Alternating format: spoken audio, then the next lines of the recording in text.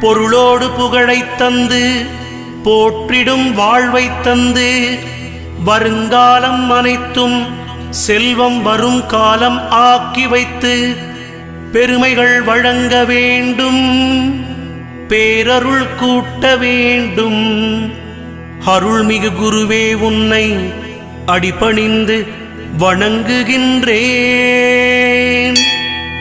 வருடம் ஓர் ராசி வீதம் வட்டமாய் சுழன்று வந்தே தருகிற பலனை நாங்கள் தங்கமாய் ஏற்றுக்கொள்வோம்.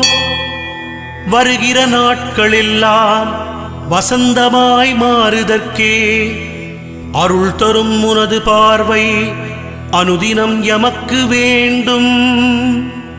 குருவே, நீ பார்த்தால் போதும் கோடியாய் நன்மை சேரும்.